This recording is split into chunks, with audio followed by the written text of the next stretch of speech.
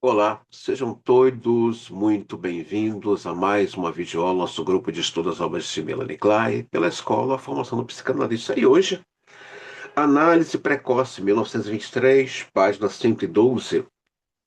Este artigo, cujo título, por nenhum motivo discernível, fora traduzido como Análise do Bebê, tem uma natureza bastante complexa. Isso talvez se deva, em parte, ao fato de ser baseado em três artigos não publicados: o desenvolvimento e a inibição das habilidades,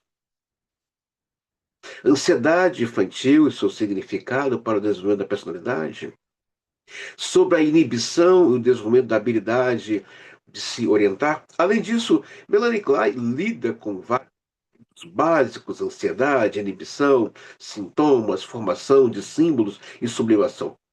Ela própria acreditava que o artigo trazia uma contribuição para a teoria da sublimação. Lembrando aqui a vocês, tá, que a obra de Sigmund Freud, ela está em lacunas abertas, tá? Tem lacunas abertas. A obra não está fechada. Klein entra, né? Uma dessas lacunas abertas que a Klein entra é no caso do pequeno Hans. Vamos deixar bem claro aqui para vocês. Eu acho que eu não coloquei essa bibliografia lá, mas eu vou indicar para vocês a história da psicanálise, que eu vou fazer um vídeo exclusivamente falando sobre isso. A importância de entendermos a história da psicanálise e entender como tudo começou até os dias de hoje. Não podemos confundir história da psicanálise com história do movimento psicanalítico. Não podemos confundir. A história do movimento psicanalítico é uma coisa que ainda se estende até hoje. E história da psicanálise também é outra coisa que se estende até hoje.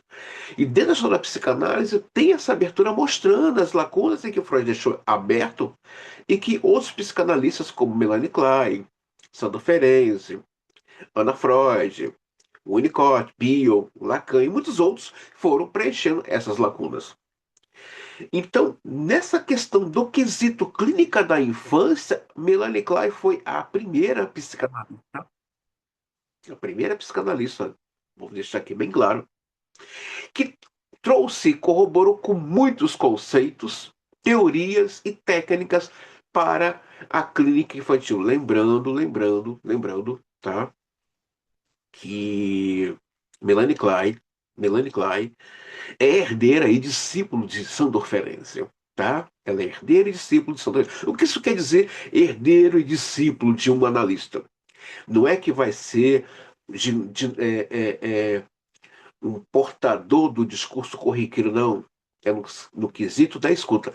Melanie Klein recebe muito apoio de Sandor Ferenczi para ser uma psicanalista, ele a incentiva, e ela desenvolve sua própria técnica e teoria voltada para a clínica da infância, embora Sandor Ferenczi também atendia crianças, mas dentro de um quadro de pulsão de morte. Ele morre aos 50 anos de idade, isso para Freud foi muito dolorido, mas deixando bem claro aqui, todos nós aqui, você que está assistindo essa videoaula, você aspirante, você psicanalista, nós somos herdeiros de Sigmund Freud, não no sentido corriqueiro de que repetiu o que ele falou, mas no sentido da escuta analítica. Melanie Clark traz aqui um material riquíssimo e profundo sobre a análise precoce com crianças. No entanto, já neste trabalho, Melanie Klein afirma aquilo que se tornaria um dos seus princípios fundamentais e a resolução da ansiedade que leva ao progresso, tanto na análise como no desenvolvimento mental, numa tentativa de explicar a ansiedade presente no pavor noturno, da, da criança pequena. Klein é levada a estabelecer um único início do complexo de Édipo entre as idades de 2 e 3 anos. A primeira é de uma série de datas que vão recuando cada vez mais. Conduto 3 anos mais tarde, em Princípios Psicológicos da Análise Precoce, em 1926, ela dá uma explicação bem diferente para o pavor noturno. o que marca o início de suas investigações a respeito da ligação entre ansiedade e agressividade. Quem aqui não teve um pavor noturno? Quem aqui não teve? Eu já tive quando era criança. Agora, hoje, depois de uma certa idade, hoje não, já há um tempão, isso que eu me entendo por gente, na minha juventude, eu passei a gostar de dormir no escuro. Eu acho um bom barato, né? Apagar a luz da casa toda e não deixar um flash de luz aceso e dormir. Ainda mais se tiver um silêncio total, aí eu apago, né? Isso quando eu era criança, eu não tenho um problema aqui de trazer essa revelação para os meus alunos. Eu tinha pavor da noite, né? Eu tinha pavor do escuro, eu tinha pavor daquele vento que ecoava lá fora, então aquilo me deixava assustado, né? Teve uma vez que meu pai levantou e foi até o quarto e puxou o lençol e viu que eu estava tenso, eu não conseguia dormir, eu estava assustado, né? Acreditava que alguém poderia entrar pela janela e me sequestrar. Eram fantasias, daquela criança. Suas opiniões acerca do simbolismo que vão culminar em a importância da formação de símbolos no desenvolvimento do ego, 1930, também se encontra num rápido desenvolvimento nesse ponto. Meses antes do ano de 1923, em O Papel da Escola no Desenvolvimento Libidinal da Criança, Melanie Klein afirmou que todas as atividades têm significação simbólica. No presente artigo, afirma também que essa significação simbólica é o motivo pelo qual certas atividades dão prazer e são inibidas. Além disso, propõe que antes da formação dos símbolos há um estágio de identificação que, como Sandor Ferenczi escreveu, o bebê identifica objetos como os próprios órgãos e atividades. Esse tipo de identificação, mais tarde, passou a fazer parte do conceito de identificação projetiva em notas sobre alguns mecanismos esquizoides. Na psicanálise, temos a oportunidade de constatar diversas vezes que a inibição neurótica do talento e é determinada pelo fato de a repressão prender as ideias libidinais associadas a essas atividades em particular e, consequentemente, as atividades em si. Na análise de bebês e crianças mais velhas, deparei com um material que me fez investigar certas inibições que foram recolhidas como tais durante a análise. Em vários casos, as características a seguir revelam-se como inibições, assumindo o caráter típico. André, existe análise de bebês? Sim, eu fiz um curso. Eu fiz um curso durante um ano sobre análise de bebês, né? Ah, é um treinamento? Não, é uma escuta. Não existe treinamento para um psicanalista. Não existe. O que existe estar aí causado pelo efeito das suas próprias análises também. O que é causado pelas próprias análises? Ele se escutar. Aquilo que Freud propõe na obra dele, né? A análise. O que é autoanálise em psicanálise? É o analista se escutar. Existe sim análise com bebês. Até eu dei um curso em 2018. Eu dei um curso sobre clínica do bebê, né? Pretendo daqui a um tempo voltar desse curso de novo para quem pretende se aprofundar mais na clínica psicanalítica, né? Então, eu fiz esse curso durante um ano, foi numa escola voltada somente para a clínica infantil. Ela fica em Botafogo, é uma escola de psicanálise que estuda Freud, Melanie Klein, Anna Freud, Winnicott e todos os psicanalistas franceses que trabalham com a clínica infantil. Então foi um trabalho muito rico, muito gostoso, e ali aprendi bastante com aqueles psicanalistas. Sim, existe análise de bebês, sim.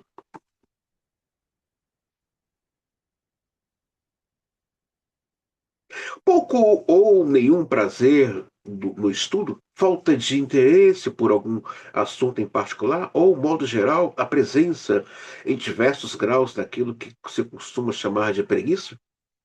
Além disso, muitas vezes se pode constatar que a capacidade e interesse mais fracos do que comum foram inibidos.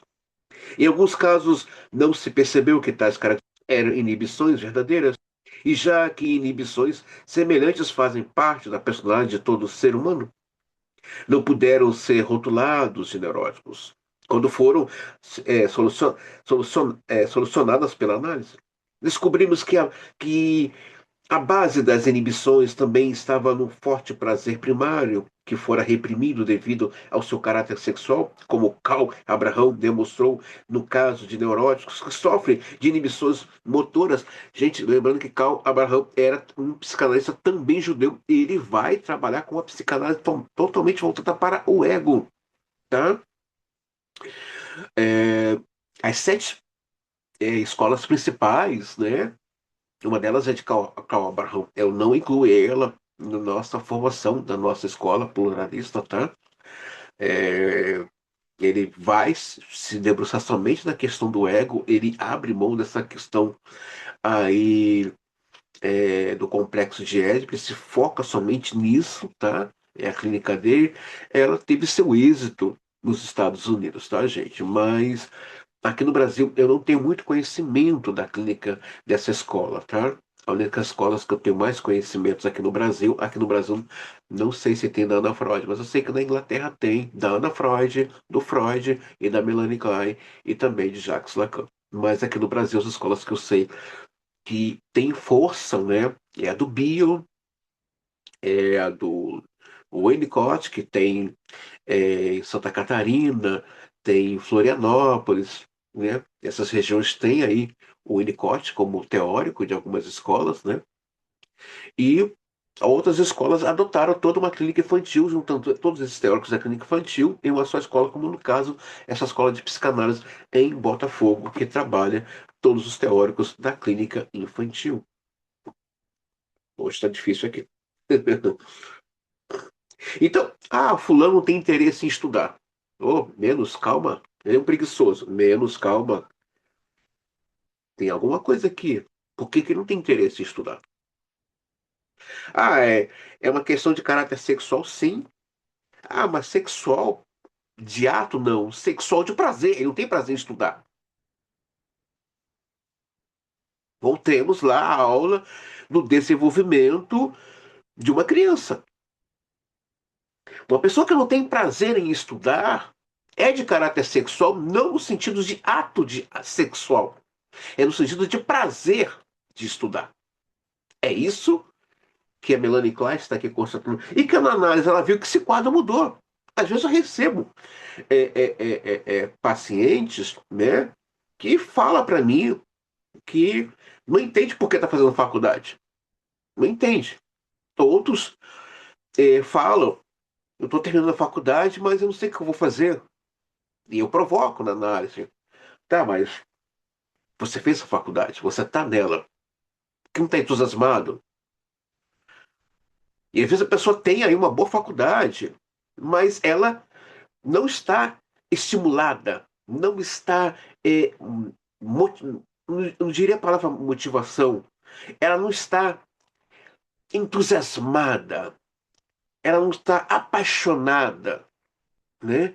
Então aí, estuda por estudar, mas não há um exercício dessa intelectualidade, não há ali o que nós chamamos de um flerte com essa formação, né?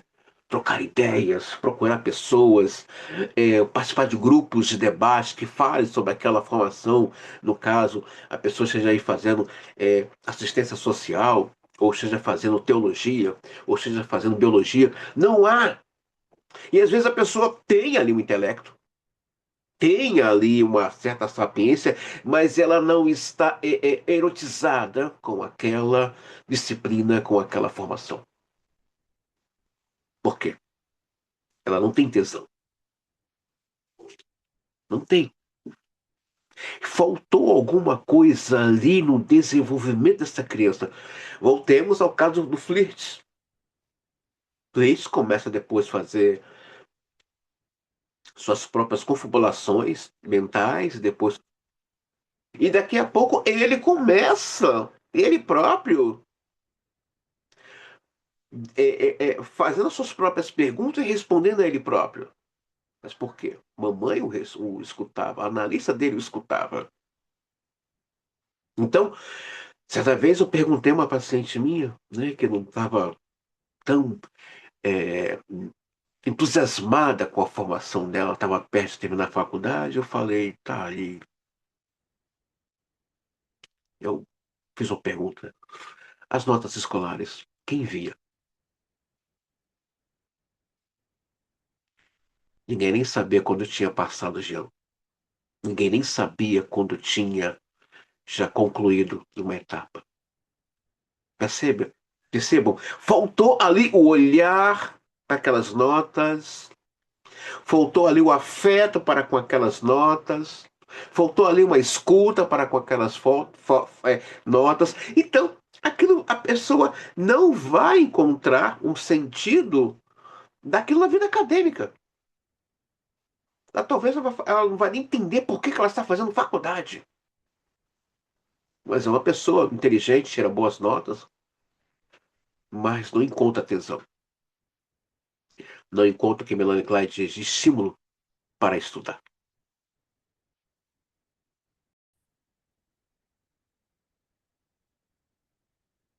Descobriu-se que jogar bola, brincar com aros, patinar, andar de tobogã, dançar e fazer ginástica, nadar, em suma, jogos atléticos e todos os tipos, tinha um investimento libidinal.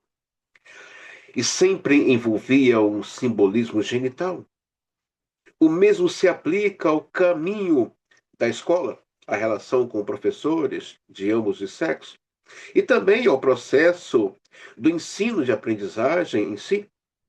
Também se constatou, é claro, em grande número, de determinantes ativas e passivas, tanto heterossexuais como homossexuais, que variam de acordo com o indivíduo, são oriundas de pulsões parciais separadas, têm igualmente grande importância. Então, a questão do esporte, né, da dança, do brincar, tem uma questão ali sexual, tem um investimento libidinal. Nossa, aquela pessoa tem energia para brincar, né? Aquela criança. Sim, ó, ela tá botando a libido dela ali naquela brincadeira.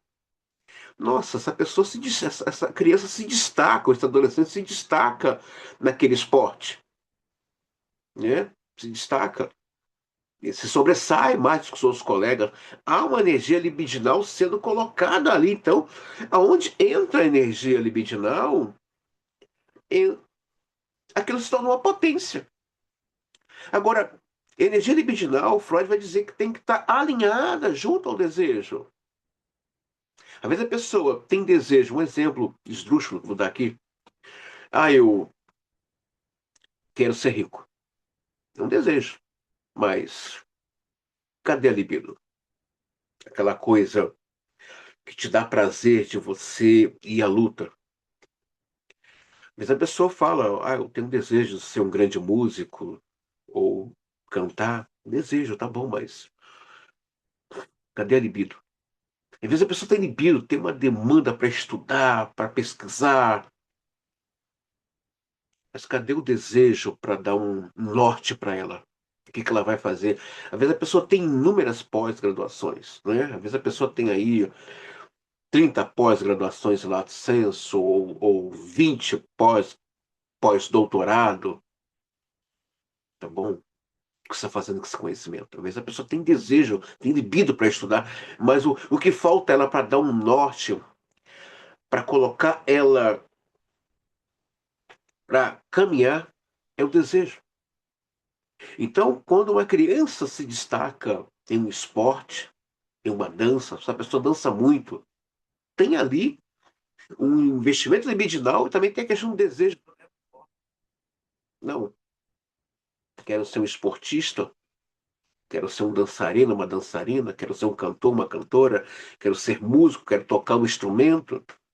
Entra ali o desejo e a libido, mas tem que estar alinhado. Isso dá um norte ao sujeito. Há muitas pessoas que não sabem o porquê, a origem da sua frustração. Umas têm demanda para algo, né? Mas lhes falta o desejo. O que é o desejo? É a bússola, te dá um norte. Freud vai dizer seus três ensaios sobre a sexualidade. O desejo e libido tem que estar alinhado. E Klein, como leu Freud de maneira detalhada, aliás, eu acho uma coisa que eu acho bonito no Freud, eu vou depois falar mais sobre isso, não aqui para vocês, mas outros vídeos que eu vou fazer separado para as minhas plataformas, é que Freud não era um cara, gente, Freud não era um cara qualquer, não. Sigmund Freud não era um cara qualquer.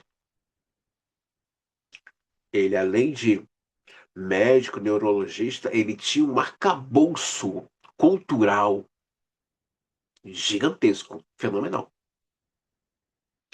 Eu acho legal essa herança, esse legado que ele nos deixa, não só como também, mas também convidando esse futuro analista também ter aí um certo escopo de cultura. Né? Melanie Klein não tinha faculdade, mas era uma mulher que tinha uma cultura muito boa. Podemos dizer que ela chegou próximo à erudição. Freud era um erudito, Lacan era um erudito, Jung era um erudito, né? Eram pessoas com uma certa sapiência acima do normal, e eles estavam fora da curva já, né? Eles viram coisas que poucos ousaram ver, mas nos deixa esse legado. E Klein faz um trabalho minucioso de leitura da obra do Freud. Ela relê ali também os textos do seu mestre, que é o Sandro Ferenczi. Ela faz uma troca de figurinhas com os contemporâneos da sua época.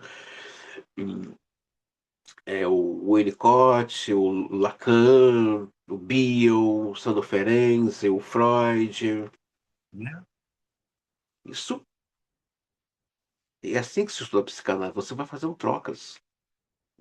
Você vai trazendo um pensamento, outro colega também vem trazendo um pensamento. E assim vai sendo construído um saber psicanalítico. Né?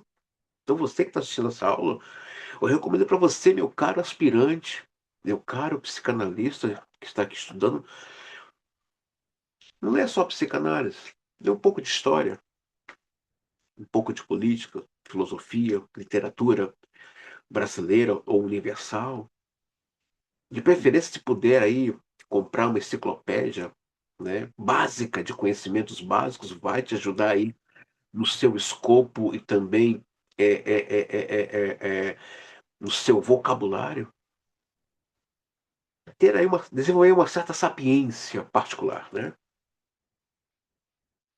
Assim como as inibições neuróticas, aquelas que podemos chamar de inibições normais, obviamente estavam calcadas numa capacidade de prazer muito grande, em termos constitucionais, assim como na sua significação simbólico-sexual. Uma ênfase maior, no entanto, deve ser dada à significação simbólico-sexual. É ela que, ao realizar um investimento libidinal, aumenta o grau ainda de ser determinado, a disposição original e o prazer reprimido, no prazer primário. Ao mesmo tempo, ela é ela que atrai a repressão sobre si mesmo, pois a repressão se dirige contra o tom de prazer sexual associado à atividade e provoca a inibição dessa atividade ou tendência. Cheguei à conclusão de que, na maioria dessas inibições sejam ou não reconhecidas como tais, o trabalho de reverter o mecanismo foi realizado pela ansiedade, principalmente do medo da castração. Só como a eliminação dessa ansiedade foi possível fazer algum progresso. Para vencer a inibição, essas observações me deram algum insight sobre a relação entre ansiedade e inibição, que discutirei a seguir em mais detalhes. A análise do Pequeno Fritz forneceu um esclarecimento notável sobre essa conexão interna entre ansiedade e inibição. Ao longo dessa ansiedade, cuja segunda parte foi muito profunda, pude constatar que a ansiedade, que em certo momento era bem forte, mas foi diminuindo gradualmente após atingir um determinado ponto. Acompanhava de tal modo o curso da análise que sempre consistia numa indicação de alguma inibição séria removida. Toda vez que a ansiedade era resolvida, a análise dava um grande passo adiante. A comparação com outras análises confirmou minha impressão de que nosso sucesso ao afastar as inibições era diretamente proporcional à clareza com a qual a ansiedade se manifestava como tal e podia ser resolvida. Como falo de remoção bem-sucedida, não quer dizer apenas que a inibição como tal deveria ser reduzida ou afastada, mas sim que a análise deve restabelecer o prazer primário da atividade.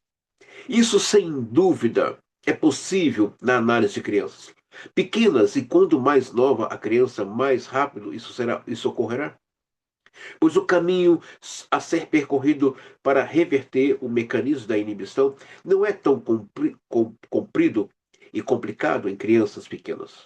No caso Fritz, esse processo de remoção através da ansiedade e as atividades era procedido pelo surgimento de sintomas transitórios. Mas uma vez estes eram resolvidos, principalmente por meio da ansiedade. Se estes sintomas e inibições são removidos por meio da ansiedade, então há dúvida de que a ansiedade é a origem deles. Ou seja, esse adulto que está angustiado é o quê?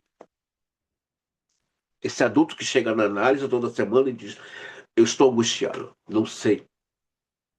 E o analista pergunta, né? Essa angústia tem nome? Não sei.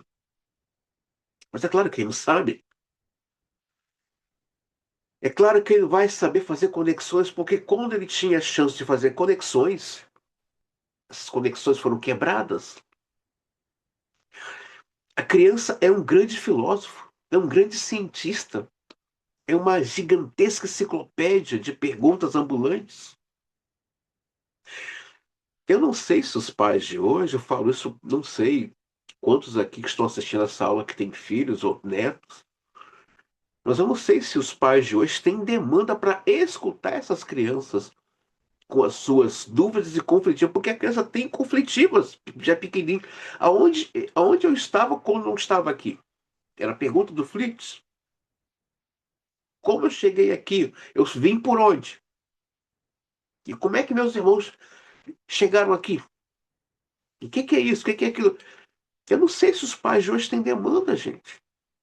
É ali que essa gigantesca energia libidinal está gritando por uma escuta. E à medida que essa criança é escutada, é respondida, como diz Melanie Klein, esse nível de ansiedade tende a diminuir. A criança tem uma ansiedade pelo o saber, Freud vai dizer isso, nos três ensaios da sexualidade. A criança tem ansiedade, ela tem desejo pelo saber. Ela tem desejo pelo saber. E uma vez que isso não é correspondido de uma forma de amor, é óbvio que na vida adulta, aquilo que não teve base para desenvolver conexões, reflexões, fazer uma pergunta e se autorresponder, é claro que ele vai responder para esse analista. E se esse analista está muito atravessado com a psicanálise causado por ela, né? E se ele também tem aí um arcabouço de base teórica vasta, quando digo vasta, no sentido, ele estudou Freud de maneira profunda, Ana Freud, e assim os demais psicanalistas, é óbvio que ele já sabe o caminho das pedras, o que está acontecendo com esse paciente. É óbvio que ele já sabe.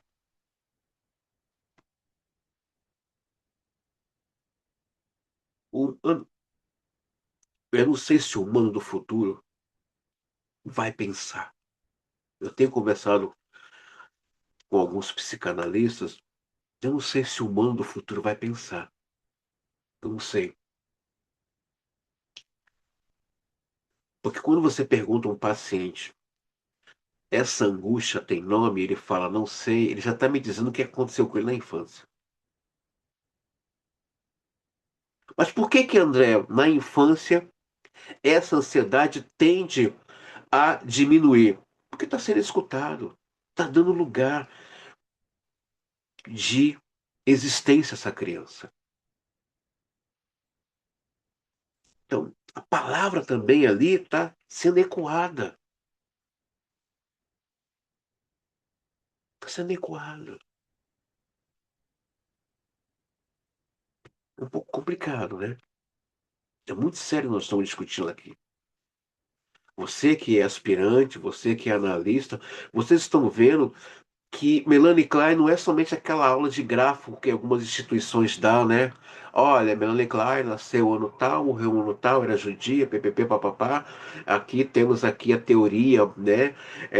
Amor, culpa e reparação, né? Tá aqui as posições, esquizoparanoide, depressiva. Não, vocês estão vendo que ao estudar a obra do teórico, mergulhar na obra é mergulhar na raiz daquela clínica. Por isso que na nossa escola e nas demais escolas de psicanálise ditas sérias, o aspirante ou futuro candidato à psicanálise ou o próprio analista que continua estudando, porque esse é o caminho, né? Continuar estudando, ele não tem essa coisa de apostila. É o livro mesmo, é a raiz. Ler a obra do autor dele próprio, como no caso dessa relíquia aqui, isso aqui é uma relíquia, né? Eles fizeram um trabalho muito bem feito, né? Recuperar, porque tava um tempo aqui que a gente já não sabia mais achar as obras de Melanie Klein. Eles pegaram tudo, né? Os artigos, os documentários e colocaram em 4 volumes. Então, de parabéns aqui, essa editora, né? E também essa, essa, essa psicanalista aqui, que é húngara, é da. A, não é o nome dela?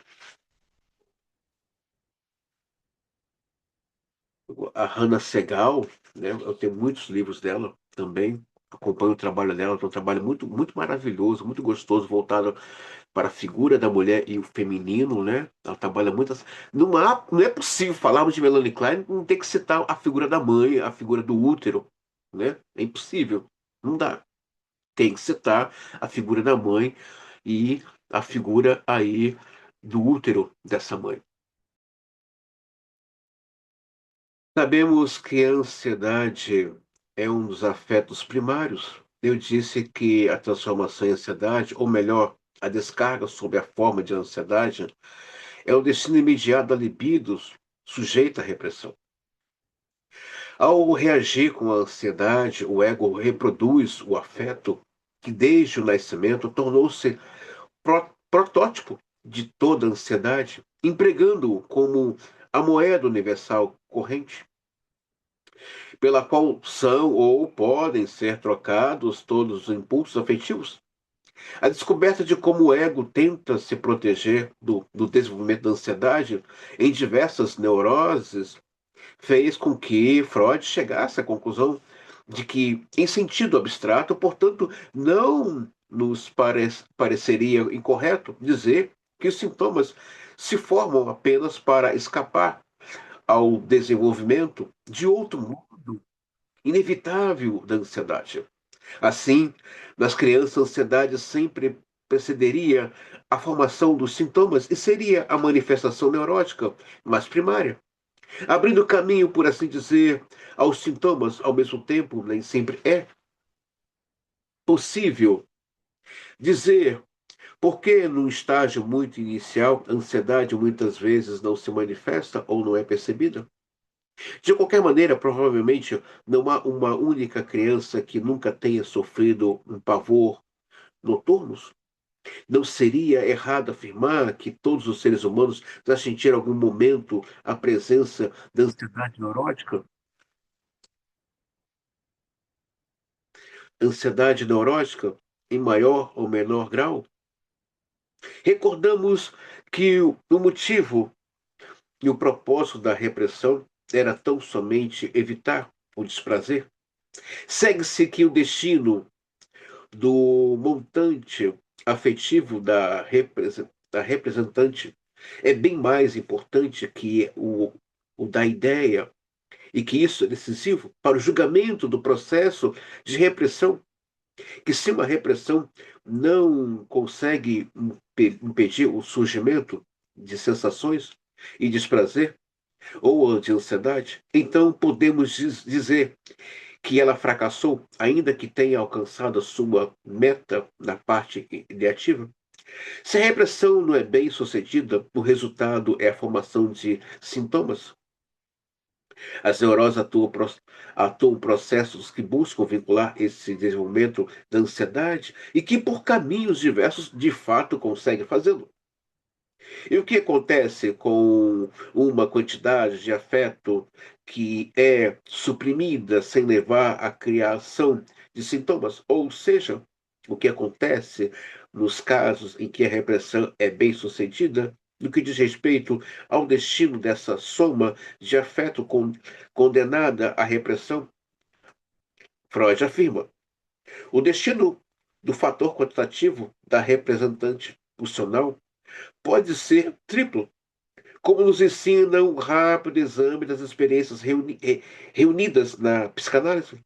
A pulsão é inteiramente suprimida, de modo que dela nada se encontra, ou aparece como afeto, a qualitativamente nuançado de alguma forma ou transformado em ansiedade. Mas como é possível que a carga de afeto seja suprimida numa repressão bem-sucedida? Aparentemente, pode-se dizer que sempre quando ocorre uma repressão, incluindo os casos em que é bem-sucedida, o afeto é descarregado sob forma de ansiedade, cuja primeira fase às vezes não é perceptível ou é ignorada. Esse processo é muito frequente na histeria de ansiedade. Também presumimos sua existência em situações nas quais esse tipo de histeria não se desenvolveu. Nesse caso, a ansiedade estaria presente na forma inconsciente durante algum tempo. Vemos como é inevitável, até mesmo a insólita junção de consciência de culpa inconsciente, ou, paradoxal, ansiedade inconsciente.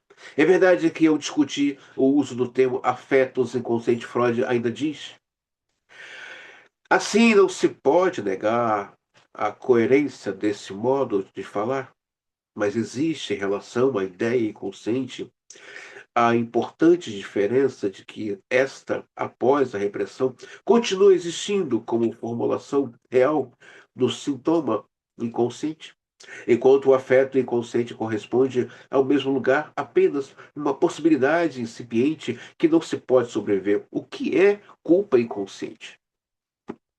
Tem a culpa consciente, tem a culpa inconsciente. Tem uma ansiedade inconsciente, consciente, e tem uma ansiedade inconsciente. Essa culpa inconsciente o sujeito não percebe. Essa ansiedade inconsciente o sujeito não percebe. Aí entra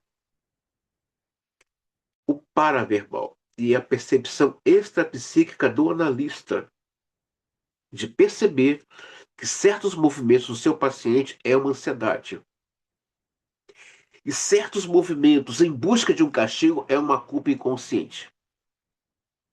Porque a culpa consciente, ele vai ter uma baixa autoestima, ele vai é, trazer um discurso de autocrítica com ele o tempo todo, mas quando a culpa é inconsciente, ou quando a ansiedade é inconsciente, o sujeito não percebe seus movimentos inconscientes. Não percebe. Então, é nesse caso aqui que o analista tem que ter uma extra percepção psíquica de perceber algo além do paraverbal, além do discurso. Isso é muito importante. Tem coisas na clínica que o paciente não sabe, aí entra uma fala lacaniana. O paciente não sabe por que está sofrendo. Podemos ver então que a carga de afeto suprimida pela repressão bem-sucedida, sem dúvida também, só um instantinho, gente,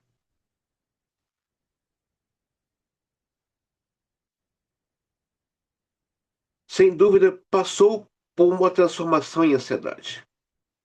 No entanto, quando a repressão é totalmente bem-sucedida, às vezes a ansiedade não se manifesta, ou surge apenas com pouquíssima força, permanecendo como uma disposição em potencial no inconsciente, um mecanismo mediante o qual a ligação e a descarga dessa ansiedade ou disposição para a ansiedade torna-se possível, seria o mesmo que leva à inibição. Ora, as descobertas da psicanálise nos ensinam que a inibição participa em maior ou menor grau no desenvolvimento de todo o indivíduo normal. Mais uma vez, é apenas o fator quantitativo que determina se esse indivíduo deve ser considerado são ou doente. Surge então uma questão: por que uma pessoa saudável pode descarregar, sob forma de inibições, aquilo que o no neurótico provoca a neurose? Ofereço as afirmações a seguir como característica que distingue as inibições que estamos examinando. Certas tendências do ego recebem forte investimento libidinal, há uma quantidade de ansiedade e distribuída entre essas tendências, de modo que ela não apareça mais sob forma de ansiedade, mas sim de dor, de dor, sofrimento mental, inípcia, etc. A análise, porém, mostra que essas manifestações representam uma ansiedade que se diferencia em termos de intensidade e que não se manifesta como tal. Assim, a inibição indicaria que certa quantidade de ansiedade foi tomada por uma tendência do ego, já que tinha um investimento libidinal anterior. A base da repressão bem-sucedida seria, então, o investimento libidinal das pulsões do ego, acompanhado dessa forma bipartida por uma saída rumo à inibição. Quanto maior a perfeição com que o mecanismo de repressão bem-sucedido realiza o seu trabalho, mais difícil é reconhecer a ansiedade como tal, mesmo sob forma de aversão. Nas pessoas saudáveis, aparentemente livres de inibições, ela aparece apenas sob a forma de inclinação enfraquecida ou parcialmente enfraquecida. Se considerarmos que a capacidade de empregar a libido supérflua no investimento de tendências do ego equivale à capacidade de sublimar, talvez possamos presumir que o indivíduo que permanece saudável seja capaz de fazer isso devido à maior capacidade de sublimação no estágio bastante inicial do desenvolvimento do seu ego. A repressão, então, agiria sobre as tendências do ego selecionadas com esse propósito, e assim surgiriam as inibições. Em outros casos, os mecanismos da neurose estariam em ação com maior ou menor intensidade, provocando a formação de sintomas. Sabemos que o complexo de Édipo ativa a repressão com muita força e, ao mesmo tempo, libera o medo da caça. Talvez também possamos partir do princípio que essa grande onda de ansiedade é reforçada por uma ansiedade já existente, talvez apenas sob a forma de disposição em potencial. Em consequência de repressões mais antigas, a ansiedade posterior pode ter atingido diretamente como ansiedade de castração oriunda das castrações primárias. Constatei diversas vezes na análise que a ansiedade do nascimento, na verdade, é a ansiedade de castração, reavivando materiais mais antigos e que quando a ansiedade de castração é solucionada e a do nascimento se dissipa, por exemplo, já deparei com o caso de que a criança tinha medo de que o gelo se partisse quando ela passasse por cima ou medo de cair por um buraco na ponte. Duas obras manifestações de ansiedade no nascimento. Descobri em vários casos que esses medos eram ativados pelo desejo bem menos óbvio de forçar a passagem de volta para dentro da mãe por meio da relação sexual. Desejo acionado pelo significado simbólico sexual da ponte e do ato de partir, etc. O que teria despertado o medo da castração? Desse modo, fica mais fácil compreender como a procriação e o nascimento frequentemente são vistos no inconsciente como uma relação sexual da parte da criança, a qual, mesmo com a ajuda do pai, assim, penetraria na vagina da mãe. Sim,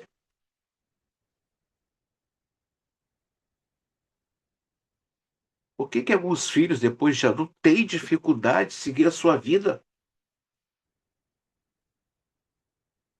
Que, por que busca nessa mãe algo que não vai ter?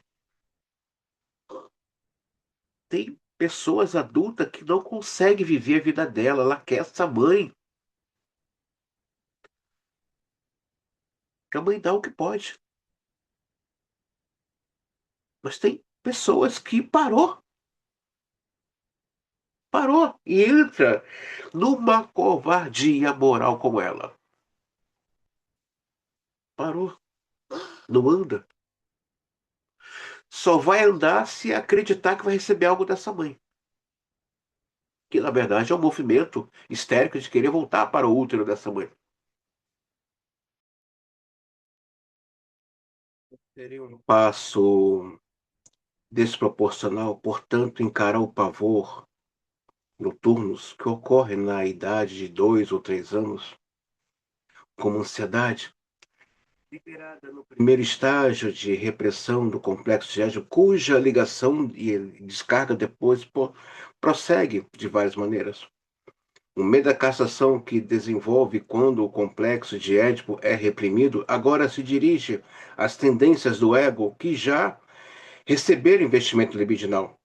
Por sua vez, é ligado e descarregado por meio desse investimento. Em minha opinião, é evidente que na proporção em que as sublimações efetuadas até então são quantitativamente abundantes e qualitativamente fortes. A ansiedade com que são agora investidas será distribuída de forma completa, imperceptivelmente, entre elas sendo assim descarregada.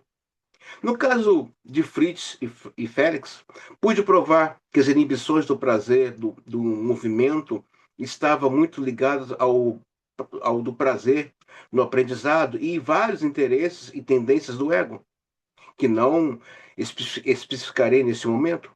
Em ambos os casos, o que possibilitou esse deslocamento da inibição ou ansiedade de um grupo de tendências do ego para com outro foi, obviamente, o investimento principal do caráter simbólico sexual comum aos dois.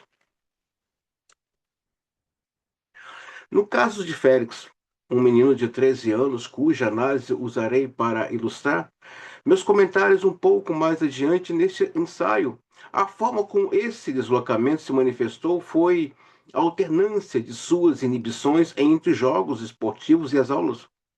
Ele era muito bom aluno nos primeiros anos da escola, porém era tímido, desajeitado em todos os tipos de esporte.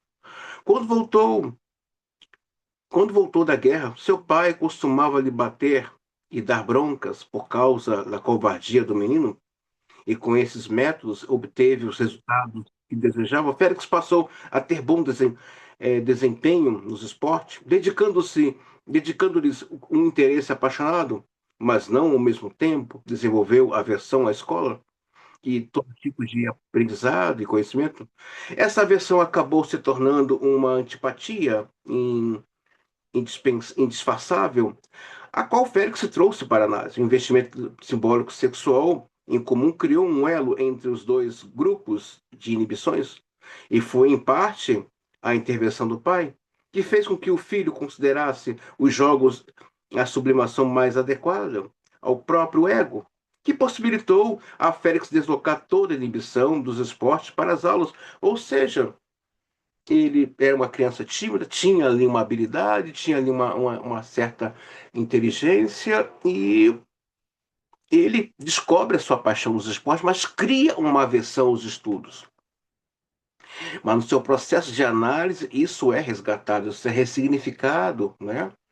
Ele passa também a fazer investimento libidinal, não somente nos esportes, mas também nos estudos. Então, uma criança desinteressada, um adolescente que é classificado como um preguiçoso que não quer estudar, não é isso. Ele não tem investimento libidinal ali. Ele não recebeu afeto para aquele campo dali. Então, volto a dizer que nessa aula eu não acredito em pessoas fracassadas, acredito que em um ser humano que não recebeu o devido afeto, não recebeu amor. Então, é importante não julgar o outro por uma inércia, por uma falta de interesse. Todo mundo é inteligente. Você que está assistindo aqui essa aula, eu volto a dizer, todo ser humano para mim é inteligentíssimo. E Jung vai dizer que o ser humano tem múltiplas potencialidades. A questão é quem é que para escutar esse ser humano sem julgamento. E a escuta psicanalítica não é uma escuta de julgamento, nem tampouco ela está interessada em querer curar seu paciente. Muito pelo contrário. Quem vai decidir sobre a sua própria cura é o paciente. É o analisando, não o analista. O papel do analista é escutar, é investigar, é conduzir essa análise. Então, hoje vocês estão saindo dessa aula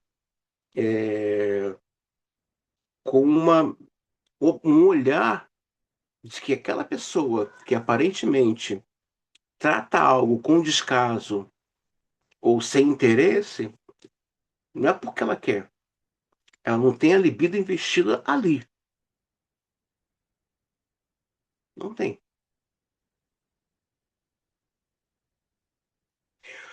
Tendo atingido um nível de civilização condicionado pela repressão, mas de modo geral incapaz de atingir a repressão. Opa, onde é que eu fui? O fator da consonância com o ego, creio que também é de grande importância para determinar a tendência libidinal investida contra a qual será dirigida a libido reprimida, descarregada sob a forma de ansiedade, e qual tendência sucumbirá à inibição em maior ou menor grau. Parece-me que esse mecanismo de deslocamento de uma inibição para outra apresenta analogias com o nascimento das fobias. No entanto, eu encontro nesta conteúdo ideacional simplesmente dá lugar a uma forma substitutiva por meio de deslocamento, sem que a soma de afeto desapareça. Na inibição também parece ocorrer ao mesmo tempo a descarga da soma de afeto. Como sabemos, o desenvolvimento da ansiedade e a reação do ego ao perigo é o sinal para o início da fuga. É natural, pois, que entendamos que na ansiedade neurótica, o ego empreende semelhantemente tentativa de fuga diante da demanda de sua libido, que trata esse perigo interior como se fosse exterior. Assim, se cumpriria nossa expectativa de que onde se manifesta a ansiedade, também há algo ali que causa a ansiedade. Mas essa analogia poderia ser levada adiante, assim como a tentativa de fuga ante o perigo exterior, da fuga ao enfrentamento e as medidas que visam a defesa. Também o desenvolvimento da ansiedade neurótica cede lugar à formação do sintoma, que produz uma vinculação da ansiedade. Creio que forma semelhante podemos encarar a inibição como uma restrição compulsória, que agora surge de dentro de um excesso de perigoso de libido. Restrição que, em determinado período da história, tomou a forma de compulsão externa. Logo de início, portanto, a primeira reação do ego diante do perigo é uma obstrução da libido, seria ansiedade, um sinal de fuga. Mas o impulso para a fuga dá lugar a tentativas de enfrentamento e a medidas que visam a defesa, o que corresponde à formação de sintomas. Outra medida defensiva seria a submissão, mediante a restrição das tendências libidinais, ou seja, a inibição, mas isso só seria possível se o indivíduo conseguisse desviar a libido para as atividades das pulsões de autopreservação, transferindo para o âmbito das tendências do ego o conflito entre a energia libidinal, entre a energia pulsional e a repressão. Daí a inibição como resultado da repressão bem-sucedida ser a condição básica, ao mesmo tempo, a consequência da civilização. Dessa maneira, o homem primitivo, cuja vida mental é, em tantos aspectos, semelhante ao do neurótico, teria chegado ao mecanismo da neurose, pois, não tendo a capacidade de sublimação forte o suficiente, ele também não tinha acesso ao mecanismo de repressão bem-sucedida, tendo atingido um nível de civilização condicionado pela repressão, mas, de modo geral, incapaz de atingir a repressão, a não ser pelo mecanismo da neurose. Ele não consegue avançar além desse nível cultural infantil específico. Gostaria então de chamar a atenção para a conclusão que surge da argumentação que expus até este ponto. A presença ou ausência de certas capacidades, ou até mesmo o grau em que elas estão presentes, apesar de ser aparentemente determinada, apenas os fatores constitucionais e fazer parte do desenvolvimento das pulsões do ego também é determinada por outros fatores de caráter libidinal e pode ser modificadas pela análise. Um desses fatores básicos é a presença do investimento como preliminar, necessária para a inibição. Essa conclusão se ajusta a fatos observados diversas vezes na psicanálise. No entanto, podemos perceber que existe um investimento libidinal de tendência do ego, mesmo quando não há inibição. Esse é um componente constante de todo talento e interesse, como se pode ver com especial clareza na análise de bebês. Se é assim, devemos partir do princípio que para uma tendência do ego a se desenvolver, não basta haver disposição constitucional. E que as considerações a seguir também são importantes, como em um período em que a quantidade, ou seja, de condições ocorrem e a aliança com a libido, assim o desenvolvimento da tendência do ego também depende do destino da libido. A quem está associado a isso é do sucesso do investimento libidinal.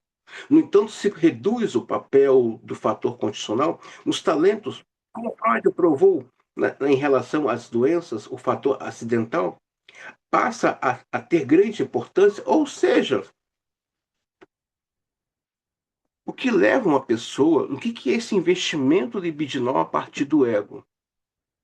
É quando essa libido, né, é aquilo que o sujeito acredita dele. Mas para isso ocorrer, alguém teve que investir nesse ego também. Então, o pai de Félix passa, né, de uma certa forma bruta, a investir nele acerca dos esportes. É preciso que haja nessa criança um investimento libidinal desde a infância, uma aposta, uma, sempre é narcísica dos pais, uma fantasia narcísica, mas depois o sujeito também vai fazer um investimento libidinal com ele. Ah, eu quero ser um atleta, quero ser um escritor. Ah, eu quero ser músico. Ele está fazendo uma aposta nele. Ele está acreditando nele. Isso é um investimento libidinal no ego dele, em algo que ele está apostando a sua libido. Ah, eu quero ser intelectual, quero escrever, quero dar palestra, quero escrever, quero participar de conferências. É um investimento libidinal nele, a partir dele, não através dele, a partir dele para algo. Mas para isso, essa criança, esse bebê, tem que receber esse investimento libidinal no narcisismo primário dela. Do contrário, é mais uma pessoa adulta com um diploma de nível superior, com vários outros diplomas de pós-graduações, que não sabe o que fazer com esse conhecimento. Tem ali uma libido, mas não tem ali o desejo para alinhar essa libido, e juntamente com essa libido, para onde caminhar. Isso é muito sério, é muito importante discutirmos isso nessa aula, né?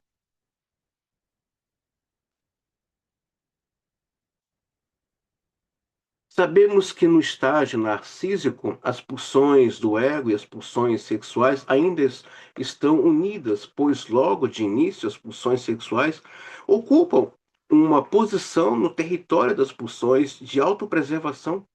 O estudo das neuroses de transferência nos ensinou que mais tarde os dois grupos se separam, passam a operar como duas formas distintas de energia e se desenvolvem de maneira diferente. Apesar de aceitarmos a diferenciação entre as pulsões do ego e as pulsões sexuais, sabemos, a partir de Freud, que parte das pulsões sexuais permanece pelo resto da vida associada às pulsões do ego, fornecendo-lhes componentes libidinais, aquilo que chamei até aqui de investimento simbólico sexual, de uma tendência ou atividade que pertence às pulsões do ego, corresponde a esse componente libidinal. Damos o nome de sublimação a esse processo de investimento com libido. Explicamos sua gênese ao dizer que ele oferece a libido supérflua, para a qual não há satisfação adequada. A possibilidade de descarga permitindo que a obstrua de libido seja reduzida ou mesmo eliminada. Essa noção também está de acordo com a afirmação de Freud de que o processo de sublimação abre caminho para a descarga de excitações excessivamente poderosas que emanam das diversas fontes componentes da sexualidade, permitindo que elas sejam aplicadas em outras direções. Assim, segundo ele, quando o indivíduo tem uma disposição constitucional anormal, a excitação supérflua pode encontrar escoamento, não só na perversão ou na neurose, mas também na sublimação. Ao estudar as origens sexuais da fala, Hans Speber mostra que os impulsos sexuais desempenharam um papel importante na evolução dessa atividade. Os primeiros sons falados consistiam em chamados que visaram atrair um companheiro. E essa rudimentar acabou se tornando um acompanhamento rítmico para o trabalho. Como assim passou a ser associado ao prazer sexual? Ernest Jones chega à conclusão de que a sublimação é uma repetição ortogênica do processo descrito por Speber. Ao mesmo tempo, porém, os fatores que condicionam o desenvolvimento da fala estão presentes na gênese do simbolismo. Santa Ferenczi afirma que a base da identificação, um estágio preliminar do simbolismo, é o fato de que, numa etapa inicial do desenvolvimento, a criança tenta descobrir em cada objeto com os quais se depara os órgãos de seu corpo e as atividades desses órgãos. Então, olha que coisa linda, gente, né? As origens sexuais da fala. Lacan pega esse trecho aqui e diz que a palavra é sexual. Sim, a palavra é sexual. E ela é um falos, ela é um pênis. A palavra é um pênis, ela é puramente sexual. E se a pessoa tem uma pulsão escópia muito poderosa, não invocante muito poderosa, quando eu falo poderosa de impacto, aquela voz que a pessoa ouve e fala, gente, que voz sexy é essa? E sabe manusear as palavras, muitas vezes há pessoas que têm prazer e excitação só de ouvir uma palavra que penetra nos orifícios do, do ouvido. Aonde tem cavidades Há ali uma passagem de prazer sexual. Tem pessoas que falam: "Eu não sei como, mas eu me apaixonei por essa pessoa, eu me vi perdidamente louca por essa pessoa ao escutá-la". E muitas vezes é alguém que sabe do poder das suas palavras, porque a palavra, ela é sexual. A palavra é um pênis. Ela é de cunho puramente sexual. E a Clay vai estudar isso com muita propriedade na clínica dela, né. A criança, ela é sedutora com as palavras com relação aos pais, com relação aos tios, com relação aos avós. A criança sabe seduzir os pais pela palavra. Quem aqui nunca se encantou ver uma criança cantar, mesmo desajeitada? Ela encanta. É a palavra que ela emite que circunda, mexe com essa energia libidinal. Agora imagine vocês, alguém com um conhecimento da sua libido, da sua força libidinal. Eu acabei de gravar uma aula para o grupo de estudos das obras de Sigmund Freud, mostrando aí a força dos pervertidos sexualmente falando e também dos predadores. Imagina uma pessoa que tem uma consciência, uma ciência da força da sua libido e que essa libido, ela transparece, ela exala através do corpo dela, da pele dela, do olhar e da fala. É realmente uma ameaça libidinal ambulante. A diferença do predador e do pervertido é que ele sabe quem tem uma libido igual a deles, mas que não tem consciência e ciência delas. Então, é importante entendermos essas questões libidinais desde a infância.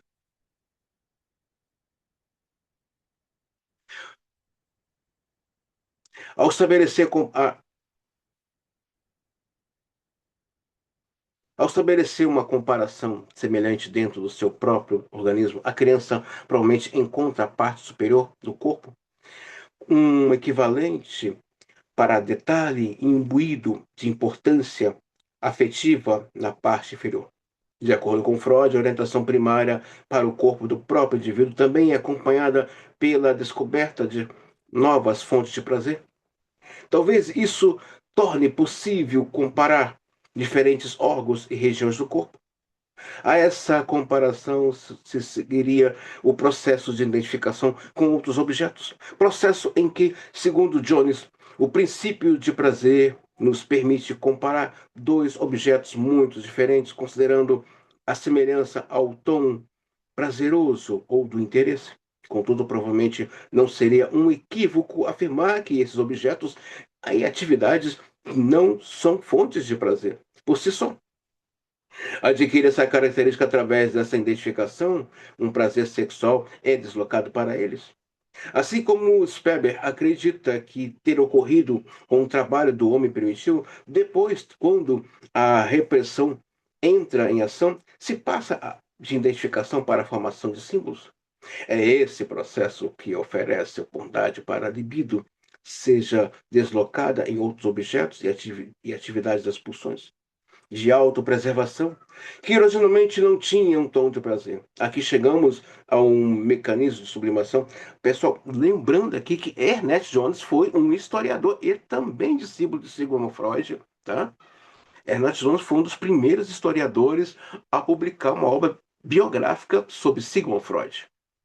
Então ele teve o contato com a Clara. A única pessoa que não foi com a cara dele foi o Lacan. Ele tinha um ciúme das pessoas que eram próximas de Freud, né? Só para vocês terem uma ideia, Freud nunca viu Lacan, pessoalmente. Freud chegou a ler alguns manuscritos dele, mas não o respondeu. Então, o Lacan tinha uma implicância com Sandor Ferenczi, com Ernest Jones, ele tinha uma implicância com Marie Bonaparte, a sobrinha neta de Napoleão, e uma questão narcísica, né? Era um ciúme narcísico da parte do Lacan, né?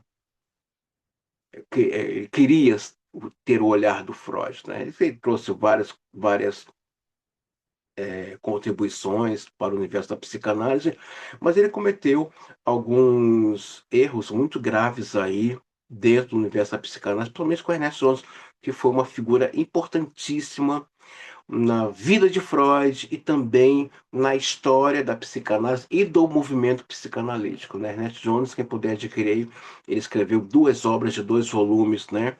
Falando sobre a vida de Sigmund Freud, também escreveu outras contribuições para a psicanálise, então deixo essa dica para vocês aí desse historiador e psicanalista maravilhoso que é o Ernest Jones, tá bom, gente? Assim podemos ver que a identificação é um estágio preliminar não só da formação dos símbolos, mas também da evolução da fala e da sublimação. Olha, eu coloquei lá o livro do Jean Piaget, que ela fala essa questão da formação dos símbolos. Só que uma observação, tá, gente? A Melanie Klein nunca teve contato com Jean Piaget e nem sequer leu nada sobre ele, tá? Essa questão do desenvolvimento e formação dos símbolos no ego, Melanie Klein vai beber de uma outra fonte chamada Sandra Ferenczi. Então, vamos deixar aqui bem claro para quem aqui é estudante de psicologia ou é psicólogo que está aqui fazendo esse curso, ou alguém aqui que é da área da pedagogia, deixando bem claro que essa questão da formação dos símbolos da criança, o Jean Piaget traz uma relíquia muito profunda e deixei isso na bibliografia de vocês, se vocês puderem dar uma olhada lá, tá lá. A formação dos símbolos na criança, tá lá na obra, deixei essa obra lá para vocês. Mas essa questão do simbolismo e da formação dos símbolos na criança, Clay vai beber exclusivamente na fonte que é o mestre dela, que é o Sandro Ferenczi. Tanto é que ela é herdeira da clínica de Sandro Ferenczi. Então, por favor, não vamos aí colocar nas redes sociais que Melanie Klein leu Jean Piaget. Ela não leu nada de Jean Piaget. Nada. Por favor. Agora, Jean Piaget, sim, bebeu muito de Sigmund Freud na obra dele, bastante.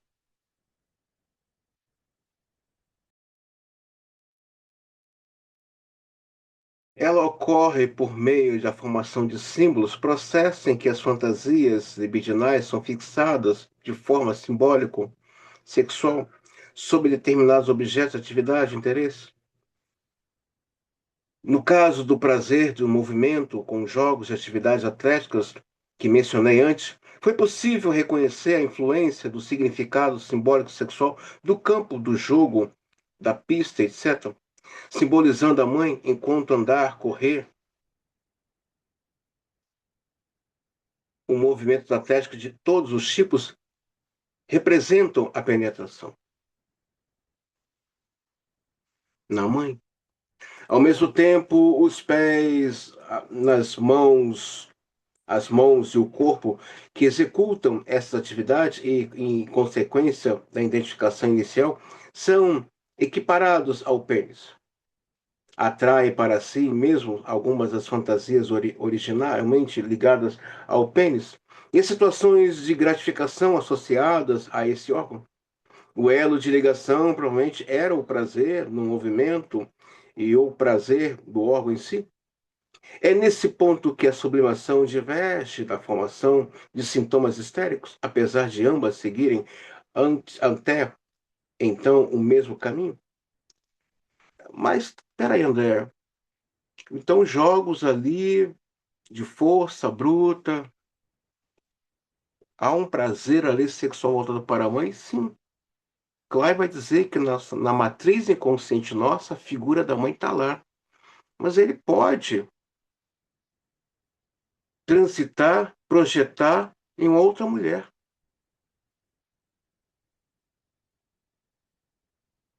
Escolher uma atividade de esporte de força bruta,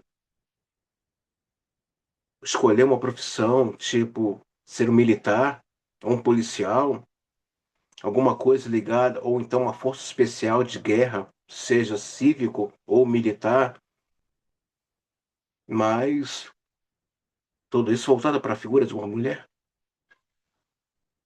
Não necessariamente agora a mãe, mas projetando essa mãe em uma outra mulher? E aí tem um efeito contrário também, né? Esse homem, esse viril, esse guerreiro que chama a atenção das mulheres pelo ombro, pelo trapézio trabalhado, pelos braços definidos, pelas pernas trabalhadas e também definidas. Isso também é sexual.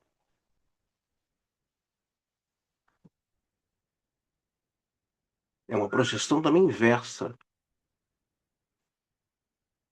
O que eu queria com meu pai, agora eu projeto nesse homem, nesse futuro pai dos meus filhos.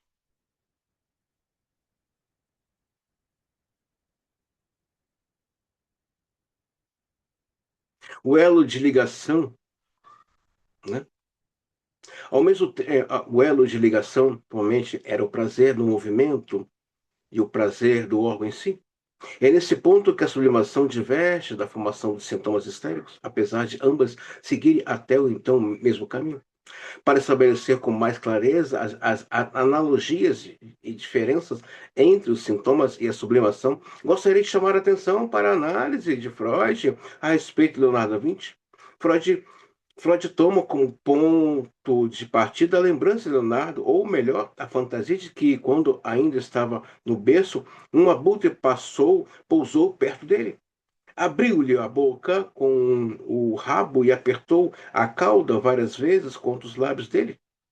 O próprio Leonardo comenta que desde muito cedo isso determinou seu interesse profundo pelos abutres, e Freud demonstra como essa fantasia foi muito importante na arte e da Vinci, em sua inclinação para as ciências naturais. Para quem não sabe, o Leonardo da Vinci ele fez grandes contribuições para a ciência médica. Então, ele